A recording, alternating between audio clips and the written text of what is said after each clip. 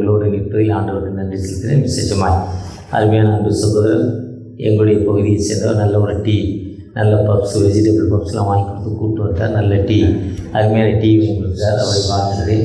இது ஒரு விசேஷித்த நாட்கள். இப்போ நம்ம ஈஸ்டர் முடித்து 42 நாள் ஆச்சு.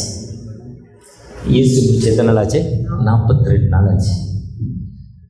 இயேசு கிறிஸ்து உயிரோடு அந்த இயேசு கிறிஸ்து வேதத்தின் அடிப்படையில் 40 நாட்கள் சீசரோடு பேசிக்கொண்டிருந்தார்.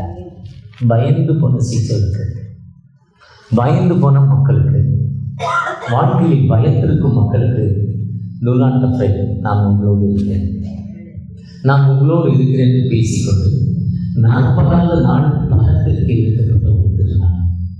கடந்த 14ஆம் தேதி மே 14 40 நாள் படத்துக்கு எடுக்கப்பட்டு அப்போஸ்தலர் 1:18 கலிலேயா மனுஷரை ஏன் வானத்தை அண்ணாந்து பார்த்து கொண்டிருக்கிறீர்கள்? உங்களோடு இயேசு கிறிஸ்து எப்படி எடுத்துக்கொள்ளப்பட்டாரோ அப்படியே நீங்கள் புறப்பட்டு போய் சுவிசேஷத்தை போய் சொல்லுங்க சொல்லிட்டு, அதுதான் அந்த அப்போ யோவான் 14 ஒரு தேற்றளவானை உங்களுக்கு தருகிறேன். கம்ஃபர்ட்னா ஒரு தேற்றளவான். இன்னைக்கு கம்ஃபர்ட்னா என்னது? துணிக்கு போட ஒரு துணி, அந்த வெள்ளை கலரு அப்படி மடிப்பு நின்று அப்படி பார்க்கறது கலரை கொடுக்குறது தான் கம்ஃபர்ட். எனக்கு அதுக்கு தான் கம்ஃபர்ட்டே தெரியும். உங்களுக்கு எப்படி தெரியுமா எனக்கு தெரியல. இன்றைக்கி வேதத்தில் பார்க்குறோம் கம்ஃபர்ட். ஒரு தேற்றளவானை உங்களுக்கு தருகிறேன். நான் போயிட்டேன்னு கவலைப்படாதீங்க. யோவான் 11 சொல்கிறாரு, உங்கள் இருதயம் என்னிடத்தில் விசுவாசமாயிருங்கள், தேவனிடத்தில் விசுவாசமாயிருங்கள் என்று சொல்கிறார். நான் போகிறேன், நீங்கள் அதை பற்றி ஒரி பண்ணாதீங்க, நான் திரும்ப வருவேன், உங்களுக்கு ஒரு வீட்டை ஆயத்தம் பண்ணிவிட்டு உங்களுக்கு ஸ்தலத்தை நான் ரெடி பண்ணிவிட்டு திரும்ப உங்களோடு வருவேன். ஐ எம் கம் அகெயின், நான் உங்களோடு வருவேன் என்று சொன்ன ஆண்டவர் அந்த போகும்னு சொல்கிறாரு. யோவான் 14 நான் தேற்றவானையை உங்களுக்கு தருவேன். தேற்றவான் நமக்கு தருமாட்டவர். அதுதான் ஏசாயா 59:19 வெள்ளம் போல் சத்துரு வரும்போது கர்த்தருடைய ஆவியானவர் அவனுக்கு விரோதமாய் கொடியேற்றுவார். வெள்ளம் போல சாத்தான் வரான். எப்படி திடீர்னு மழை பெஞ்சு காட்டாற்று வெள்ளம் வர்றப்போ அதுலேருந்து நம்ம பாதுகாக்க மாட்டோம், அதுலேருந்து விடுதலை கொடுக்க மாட்டோம். கேரளாவில் 4 வருஷத்துக்கு முன்னே மழை, பயங்கரமான மழை, அவங்களுடைய சொத்துக்கள் எல்லாம் போயிடுச்சு. அப்போ முடிஞ்ச பிறகு பத்திரிகைக்காரர் வந்து ஒரு ஓரம் கழிச்சு தண்ணி வீட்டை சுற்றி இருக்கு, எல்லாம் டேமேஜ் ஆகிட்டு ஒரு அம்மாட்ட பேட்டி கேட்குறாங்க, இந்த வெள்ளத்தை பற்றி என்ன நினைக்கிறீங்க? இந்த பாலாப்பட கடவுளுக்கு கண்ணு பார்க்கல, என் டிவி போச்சு, என் மிக்சி போச்சு, என் துணி போச்சு, என் கட்டில் போச்சு, எல்லாம் போயிட்டு வாழ்க்கையில் நான் ஒழுங்காக சர்ச்சைக்கு போனேன், ஒழுங்காக ஒர்ஷிப்பில் இருந்தேன், ஆனால் அந்த கடவுளுக்கு கண் இல்லை ஒரு அம்மா சொன்னாங்க பேட்டி. அடுத்து ஒரு அம்மாட்ட கொடுத்தாங்க. அந்த அம்மா சொன்னாங்க, இந்த கடவுள் ரொம்ப நல்லது, லாண்ட் இஸ் வெரி குட். எப்படிமா சொல்கிறீங்க? தண்ணி உங்கள் துணி போயிடுச்சு, பீரோ போயிடுச்சு, மிக்சி போயிடுச்சு, ஃப்ரிட்ஜு போயிடுச்சு, டிவி போயிடுச்சு, எல்லாம் நாசி ஆகிட்டு, உங்களுடைய டாக்குமெண்ட்ஸ் ஆதார் கார்டு போயிடுச்சு, ரேஷன் கார்டு போயிடுச்சு, பத்திரம் போயிடுச்சு, எல்லாம் போயிட்டு. அந்த அம்மா உண்மையை சொன்னாங்க, கடவுளுக்கு கண்ணலன்னு. நீ மட்டும் எப்படிமா சொல்ற? எல்லாம் போனாலும் ஆண்டவர் ஜீவனை கொடுத்திருக்கிறார். அதுதான் வெள்ளம் சத்துரு போல் வர்றப்போ அதுதான் அவர் சொல்ல தேற்றவானவனுக்கு கொடுக்கும் ஆண்டவர். இது ஒரு கிருபையின் காலம், இரக்கத்தின் காலத்துல 40 நாட்கள் கடந்து ஆவியானவர் பரத்துக்கு எடுத்து கொட்டப்பட்ட பிறகு வருகிற ஞாயிற்றுக்கிழமை 24வது ஞாயிற்றுக்கிழமை பார்த்தீங்கன்னா 7, 7, 14, 49 + 1 ஈஸ்டர் முடிஞ்சு 7 வாரம் கழிச்சு 50வது நாள் லேவியராகமம் 23 அது யூபிலி திருச்சபை விடுதலையின் பண்டிகை. அந்த விடுதலையின் பண்டிகை தான் ஆவியானவர் பரத்திலிருந்து இறங்குறாரு. பயந்து கதவு புட்டிருந்த சீஷர் மத்தியில ஆவியானவர் இறங்கி வரப்பன்னா அந்த பேதுருவில் சொன்னார், நீங்கள் அவரை ஆணையிட்டு கொலை செய்தீர்கள், நாங்கள் சாட்சி. ஜீவனுள்ள தேவாதிபதி ஆண்டவர் உயிரோடு இருக்கிறார், நாங்கள் சாட்சிகள். உங்களுடைய ஆண்டோடைய சித்தத்தை நீங்கள் ஆணையிட்டு கொலை செய்தீங்க. ஒரு பதவிக்கு வருது. எந்த பேரு பயந்து கதவு பூட்டிட்டு இருந்தாரோ அந்த பேருக்கு தூய தேவனுடைய மகிமை அவனுக்குள்ள வர்றப்போ அவன் குளித்து எழுந்து கிட்டத்தட்ட 40 நாட்கள் நடக்க முடியாத அப்போஸ்தலர் 4:22 40 நாட்கள் நடக்க முடியாத ஒரு மனிதனை கெட் அப் அண்ட் வாக். இயேசு கிறிஸ்து என்ன ஹீல் பண்ணாரோ அந்த ஹீலிங் இன்னைக்கு நடைபெறப்படுகிறாங்க. திருச்சபையில் மலைவேலுக்கு பட்டணமாய், திருச்சபையில் பாசர்கள் வீட்டிருந்த பாசசாய், திருச்சபையில் வல்லமையாய் பயன்படுத்தி கொண்டிருக்காங்க. நீங்க வட இந்தியாவுக்கு ஊழியத்துக்கு கொடுத்தீங்க. ரொம்ப பிரச்சனையான பகுதி. இன்னைக்கு கடந்த நாட்களில் யூபியில ஒரு சண்டே யாரையுமே சர்வீஸ் நடத்தவில்லை. போலீஸ் ஸ்டேஷன்ல கூப்பிட்டு, பாஸ்டர் நீங்க 5 மணிக்கு உங்களுக்கு 6 மணிக்கு சர்வீஸ் கைட்டு போட்டுக்கோங்கட்டாங்க. வாரம் வாரம் கைது பண்ணோம். ரொம்ப மோசம் யூபி தான். இப்போ ராஜஸ்தான், மத்திய பிரதேஷ், ஹரியானா ரொம்ப கஷ்டம். ஒன்றுமே பண்ண முடியல. ரொம்ப தொல்லை, ரொம்ப பயங்கரமான பிரச்சனை. இப்போ பாஸ்ட் கைது போட போனார். கொஞ்ச நேரம் ஆஃபீஸர் வராருட்டாங்க. ஒரு டிஸ்ட்ரிக்ட் ஃபுல்லாக அந்த ஆஃபீஸர்ஸ் எல்லாம் ஆனமலை டிஸ்ட்ரிக்ட் ஃபுல்லாக கரைச்சிட்டாங்க. வராருன்னு ராத்திரி 10 மணி வரையும் வரல போங்கட்டாங்க. ஒரு சண்டே சர்வீஸே நடத்த முடியலைங்க. அப்படிப்பட்ட வல்லமைக்கு பாஸ்டர்ஸ் நிற்கிறாங்கன்னா அந்த ஹீலிங் தாங்க, அந்த வல்லமை தாங்க. அந்த மக்கள் சொல்கிறாங்க, நீ எனக்கு சோறு கொடுக்கல, நீ எனக்கு ட்ரெஸ்ஸு கொடுக்கல, நீ எனக்கு விடுதலை கொடுக்கல, ஆனால் இயேசுங்கிற ஒரு ரட்சகர் எனக்கு வயல்வெளியிலிருந்து விடுதலை கொடுத்தார். இயேசுங்கிற ரட்சகர் எனக்கு விடுதலை கொடுத்தார். அந்த ஆவியானவர் எங்களோடு இருக்கிறார். அந்த ஆவியானவர் கொடியேற்றுகிறார். போராட்டம். பீகார்ல 3 மாதங்களுக்கு முன்னால் நடந்த சம்பவம். பீகார்ல நான் 6 மாதங்களுக்கு முன்னால் அந்த ஊருக்கு போயிருந்தேன். பீகார்ல 6 மந்த்ஸ்க்கு முன்னால் நான் பீகாருக்கு போயிருந்தேன். 3 மாதங்களுக்கு முன்னால் நடந்த ஒரு சம்பவம். இதேமாதிரி பெரிய சர்ச் பக்கத்தில் வீடு. அந்த வீட்டுக்கு அந்த பாஸ்டர் வீடு சர்ச்சை ஒன்றா வச்சிருக்கிறாரு. அந்த ஊர் பேர் சர்ச்சி, அவர் பேர் பகவான் சரிங்க, அந்த பாஸ்டர் பேர். அந்த ஊர் பேருக்கு தான் நான் தேடுறேன், எங்கேயோ எழுதியிருந்தேன், தெரியல. அப்படி நடத்துகிறப்போ திடீர்னு தீவிரவாதிகள் உள்ளே வந்துடுறாங்க. தீவிரவாதிகள் எப்படி வருவாங்கன்னா, இதேமாதிரி செல்லை வச்சுக்கிட்டு இதில் ஆன்லைன் கனெக்ட் பண்ணிவிட்டு இங்கே என்ன நடக்குதுன்னு கேட்ச் பண்ணிகிட்டே இருப்பாங்க.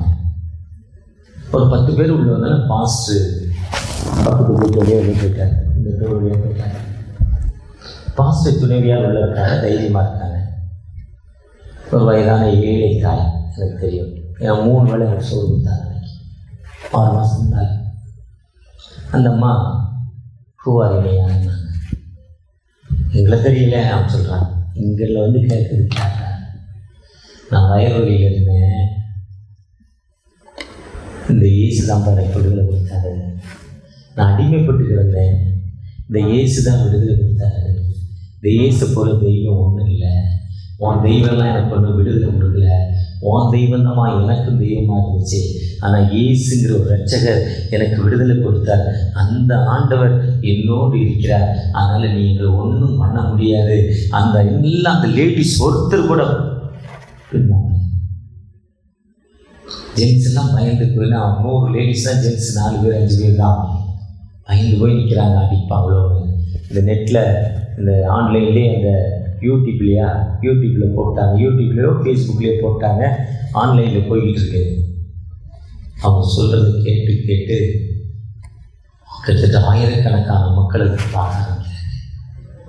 2 நாள் ஓடுது. 100கணக்கான மக்கள் இயேசுவை ஏற்றுக்கொண்டாங்க. அவன் போட்ட நெட்லங்க நம்ம அழைக்க வந்தாங்க.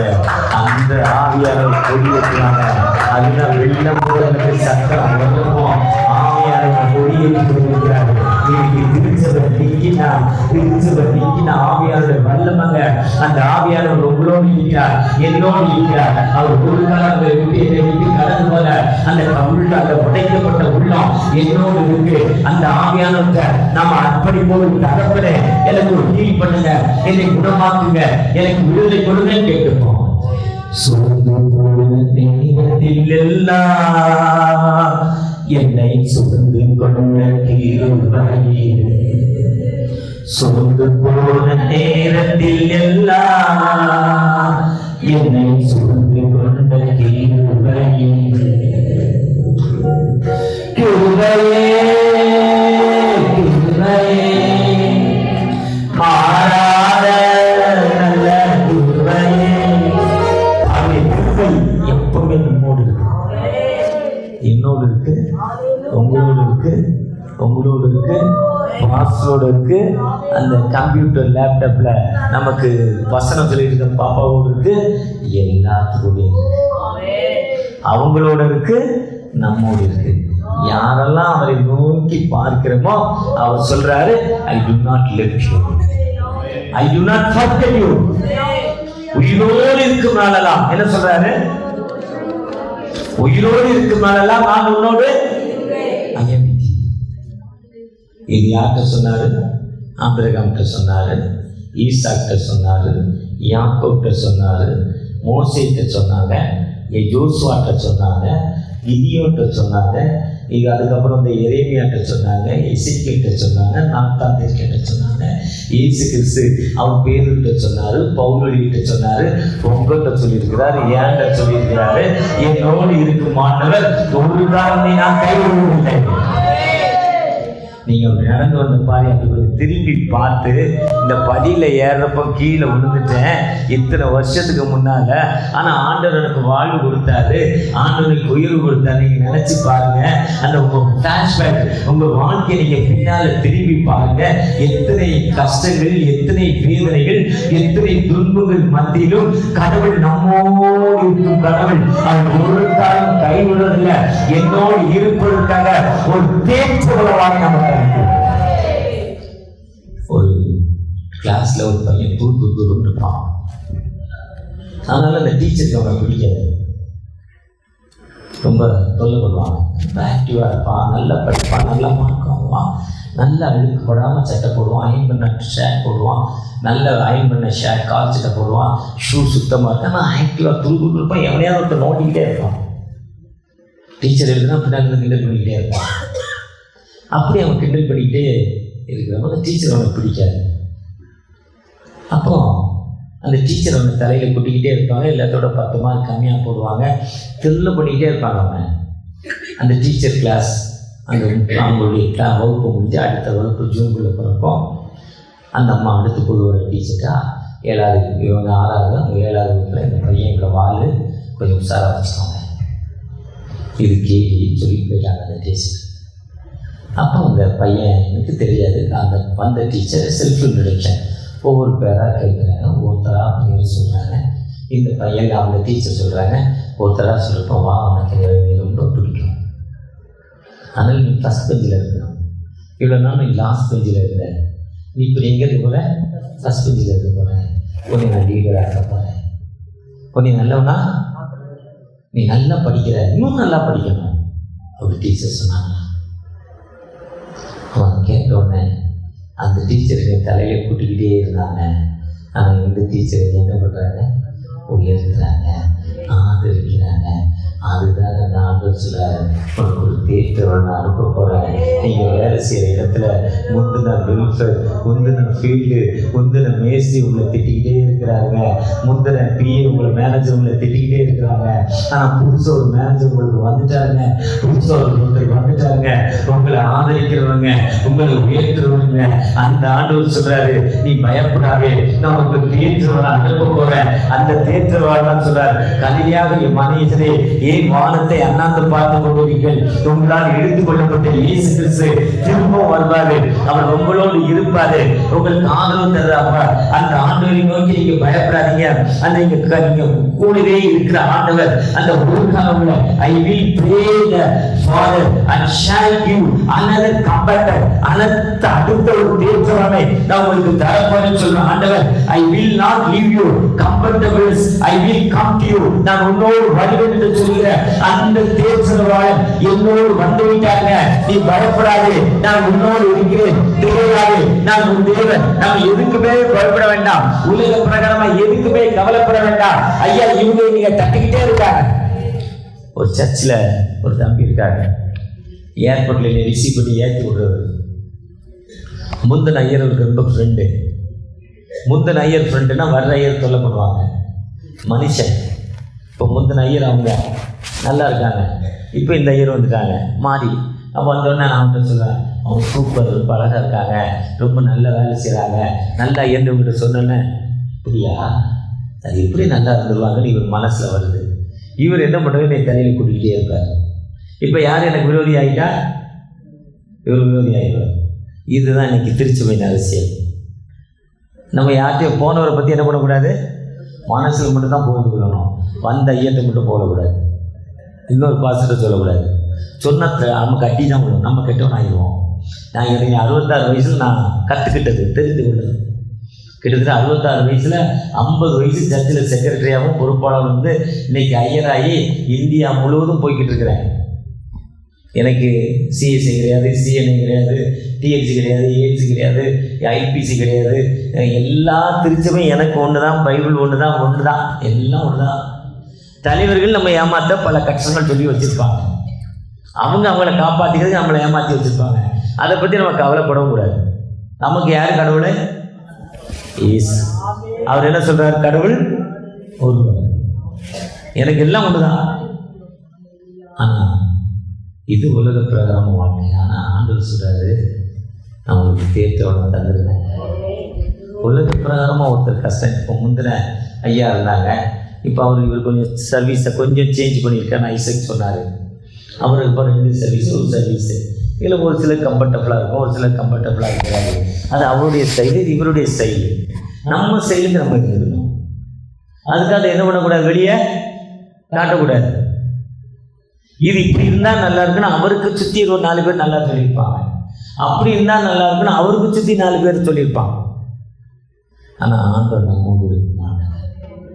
அவர் ஒரே கடவுள் தான், ஒரே சட்டம் தான். ஒரே சட்டம் என்ன சொல்கிறாரு? என் வார்த்தைக்கு நீ கீழ்ப்படி, obey to them my word, என் கட்டளின்படி நட. எசேக்கியேல் 18:9. என் கட்டளைக்கு என்ன பண்ண? கீழ்ப்படி. அவ்வளோதான். ஆகார் அடங்கி இருக்கல, ஏழமா பேசுறா. சாராளை அடிச்சு விரட்டிட்டார். சாராளை அடிச்சு விரட்டினோடனே ஆகார் அழுதுட்டு போகுது. கடவுள் வர்றார். அவருக்கு தெரியும் இசை, ஆபிரகாம் யாரு, சாராள் யாரு, ஆகார் யாரு, இன்னொரு ஒய்ஃப் அவருக்கு. அதுதான் நம்முடைய பிராமணன் ஆரியம், கேத்ருவாள் இல்லையா? கேத்ருவாள் 3வது ஒய்ஃப். அது ஆதியாகமம் 25 வெட்டிக்குவார். கேத்ருவாள் கைபர் கடவுளுடைய அந்த பகுதிக்கு வர்றாங்க. அது ஆபிரகாமுடைய சந்ததி. ஆகார் போனோடனே அழுதுகிட்டு போனால் கடவுள் எங்கேருந்து வருது, எங்கேயும் போகிறேன், ஏன் அவருக்கு தெரியாதா? முடிஸ் எஸ்டேட்லேருந்து வர்றாங்க, அக்காமலையிலேருந்து வர்றாங்க. நீ எந்த எஸ்டேட்டு? வால்பாறை எஸ்டேட்டில் தான். அவருக்கு தெரியாதா?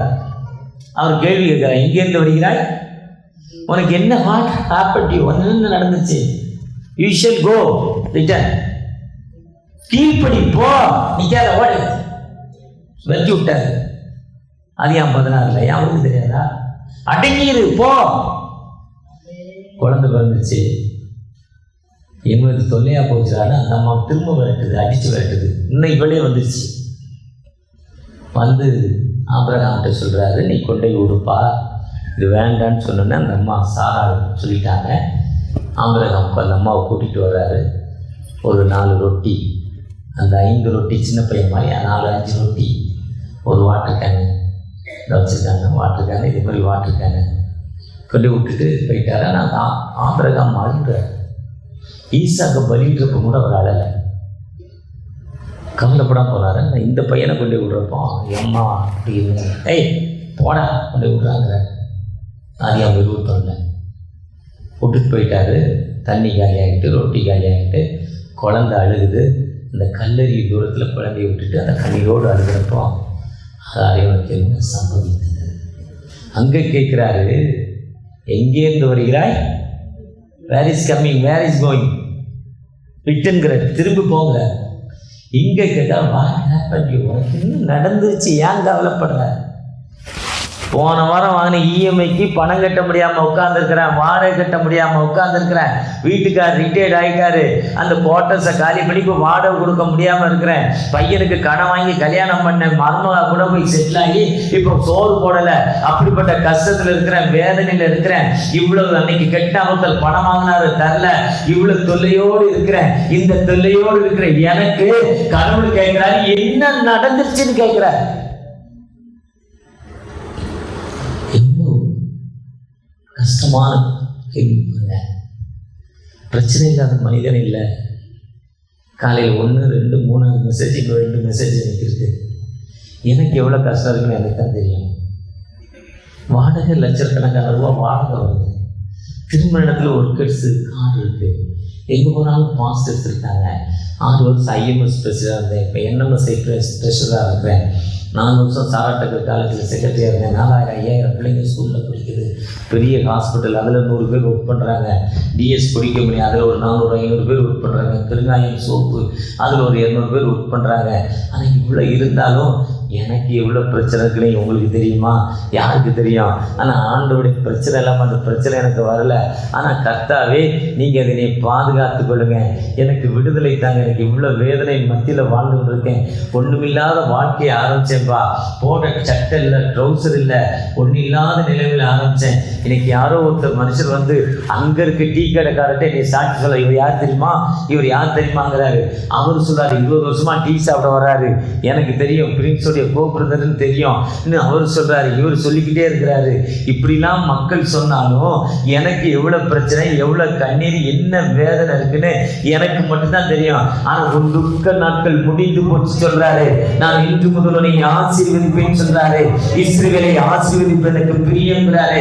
அந்த ஆசீர்வதிக்கிற ஆண்டவர் ஆகாரத்தை சொன்னாரு, do not worry about, உன் கண்களை திறந்து பார்,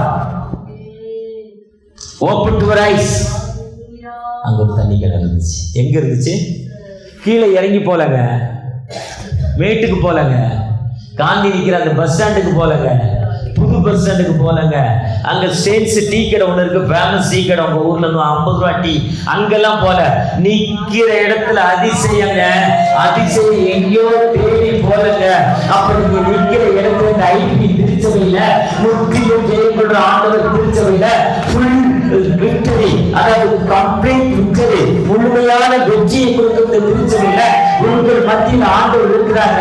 அந்த ஆண்டவர் உயர்ந்து பார்த்தவங்க, நீ கவலைப்படாதே, திகையாதே, நான் உன் தேவன் சொல்றார், உங்களால் ஒழியவன் நான் உன்னோடு இருக்கிறேன் என்று சொல்கிறார். உனக்கு ஒரு தேற்றவனை கொடுத்து பாருங்க. வெள்ளம் போல சாத்தான் வந்தாலும் கடவுள் எனக்கு கொடியேற்றும் ஆண்டவன். அதுதான் சங்கீதம் 143. அதிகாலையிலும் ஜெபத்தை கேளுங்க, கிருபை கேட்கப்படுங்க சொல்றாரு. காலையில ஜெபத்தை ரிசீவ் பண்ணுங்கப்பா, உங்களுடைய கிருபையை கேட்கப்படுங்க. நான் முற்றிலும் நம்பி இருக்கேன். வாசி பாப்பா 141 அந்த ரைட் ஹேண்ட் சைடுல 3ஆம் நாள் ஏதோ ஒரு வசனம் இருக்கு. அதிகாலையில் உமது கிருபையை கேட்கப்படும், ரிசீவ் யுவர் கிரேஸ், அவருடைய கிருபையை கேட்கப்படும். உம்மை நம்பி இருக்கிறேன். யார் நம்பி இருக்கிற? நான் நடக்க வேண்டிய வழி எனக்கு காண்பியும். நான் எப்படி போனேன்னு சொல்லுங்க. உம்மிடத்தில் என் ஆத்துமாவை உயர்த்துகிறேன். உலக யார்ட்டையுமே உயர்த்த கூடாது. யார்கிட்ட உயர்த்தணும்? கணவன்கிட்ட உயர்த்த வேண்டாம், அம்மா அப்பாட்ட உயர்த்த வேண்டாம், பாஸ்டர்கிட்ட உயர்த்த வேண்டாம், இதே மாதிரி பிரசிடென்ட்டை உயர்த்த வேண்டாம், 4 மாவட்ட பூஜை பூங்கன்கிட்ட உயர்த்த வேண்டாம், இல்லை பெண்ணிகிட்ட உயர்த்த வேண்டாம். இயேசு கிறிஸ்துவோட ஆத்மா உயர்த்துங்க. அவர் அற்புதத்தை கொடுக்கும் ஆண்டவருங்க, விடுதலை கொடுக்கும் ஆண்டவருங்க. அந்த ஆண்டவர் சொல்றாரு, உனக்கு ஒரு தேற்றவனை கொடுக்க போறேன், உன்னோடு வந்திருக்கிறேன்னு சொல்றாரு. அந்த ஆண்டவத்தை உயர்த்தினால் தான் சொல்றாரு. அந்த பவுலடிகள் 2 கொரிந்தியர்ல சொல்றாரு, அப்போஸ்தலர் 27 சொல்றாரு, இந்த கப்பல் அடிபட்டு சாக போறான், டேய் யாரும் கவலைப்படுற, சாப்பிட்ற, துண்ணுடானோ, முதல்ல துண்ணுடானோ, சாப்பிடு, சாப்பிட்டு எல்லா பிள்ளையும் கடலில் தூக்கி விட்டு தோற்றான். சேஃப்டியாக செஞ்சான். யார் தோப்பு கொடுத்துட்டா? அந்த கொலம்பியா உலகத்தை கண்டுபிடிக்க போனாங்க. இந்தியாவை பார்க்க வந்தார். இந்தியாவை பார்க்கல, அமெரிக்கா தான் பார்க்குறாரு. கூட வந்தாலும் ஒருத்தரான் செத்து போகிறாங்க, கடையில் தண்ணிக்குள்ளே தூக்கி போடுறாங்க. கடைசியில் 24 பேர் தான். இப்போ நான் எல்லாம் சொல்கிறேன், வாடா ரிட்டன் போயிடுவோங்கிறான். அவர் சொல்கிறார் இதா வெயிட் பண்ணுறேன், அந்த கப்பலில் ஜெபம் பண்ணுறேன். ஜெபம் பண்ணிட்டு கேப்டனை கூப்பிட்றாரு. எவ்வளோ சாப்பாடு இருக்குதுன்னு கேட்குறாரு. எவ்வளோ சாப்பாடு இருக்குதுன்னு கேட்குறாரு. 24 பேர் சாப்பிட்லாம், 24 நாளைக்கு. இருக்குது 25 பேர். அப்போ இவர் 24 நாள் இவர் சாப்பிடல, 24 பேருக்கும் கொடுத்தாரு. நம்பிக்கையோடு வந்து பார்த்தாரு. அந்த கடற்கரையை கண்டுபிடிச்சார். அதுதான் இன்றைக்கி அமெரிக்காங்க. அந்த ஆண்டவர் தாங்க நம்மகிட்ட வந்திருக்கிறாரு. அந்த ஆண்டவர் பேற்றோடு எனக்கு தந்திருக்கிறாங்க. அந்த பவுலோடிலோடு இருந்த ஆண்டவருங்க, பேரோடு இருந்த ஆண்டவருங்க. ஐயா உங்களோடு என்னோடு இந்த ஐபிசி திருச்சபையில் ஐயாவோடு இருந்த ஆண்டவர் இவ்வளோ பெரிய திருச்சபை, இவ்வளோ பெரிய மக்களை கொடுத்துருக்கிறாங்க. இத்தனை மக்களுக்கு ஒரு ஜீவித்ததான் தான் இவ்வளோ வல்லமையை கொடுத்துருக்கிறாருங்க. அந்த ஆண்டவர்கிட்ட வந்திருக்கிறாங்க. உங்களுக்கு விடுதலை கொடுக்குற ஆண்டவர், அந்த ஆண்டவர்கிட்ட தகப்பனே எங்களை பிளஸ் பண்ணுங்க. உங்களுடைய கிருபை எனக்கு தாங்க, உங்களுடைய இரக்கத்தை எனக்கு தாங்க, உங்களுடைய வழிநடத்தல் எனக்கு தாங்கன்னு கேட்கிறப்போ அவர் நமக்கு வான் கொடுக்கும் ஆண்டவர். அந்த ஆண்டவரை நோக்கி பார்ப்போமா, தகப்பனே என்னை பிளஸ் பண்ணுங்க, உங்களுடைய கிருபை எனக்கு தாங்க தகப்பனே என்று அவரை நோக்கி பார்ப்போமா. பார்க்கிறப்ப நிச்சயமாக ஒரு விடுதலை கொடுக்கும் ஒரு ஆண்டவர். உமக்காகத்தான் வாழ்கிறேன், உம்மைத்தானே